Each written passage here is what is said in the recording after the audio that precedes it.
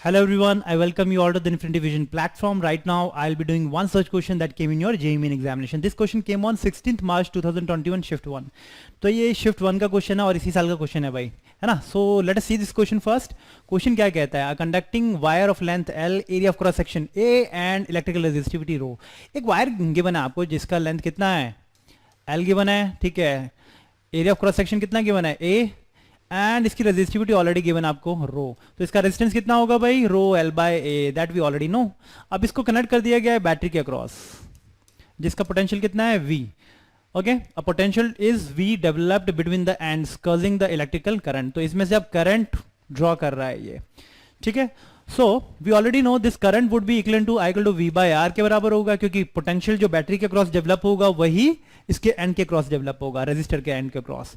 तो V by rho L by A, this is the current that will flow through the resistor.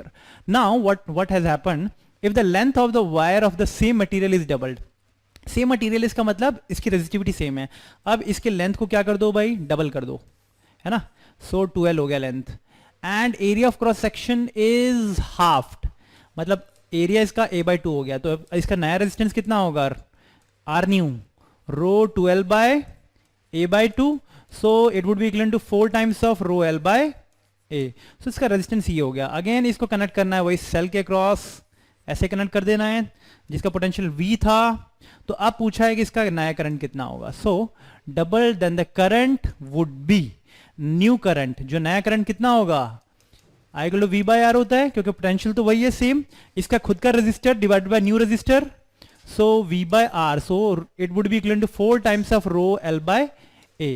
So the new resistors would be 1 by 4th of the new current would be 1 by 4th of previous current. ठीक है, तो देखते हैं option कौन सा है हमारा. So the option would be 1 by 4th VA by 4 rho L. So this would be your correct option. So I hope this question is clear to everyone, and this is the simplest question that you can get, or it will take hardly 30 seconds to do this particular question. So remember this कि छोटे छोटे formulas जो आपके आते हैं वो आपको remember करो, ठीक है, क्योंकि that will help you to do the question in a limited time. Okay, I hope this question is clear to everyone. Thank you.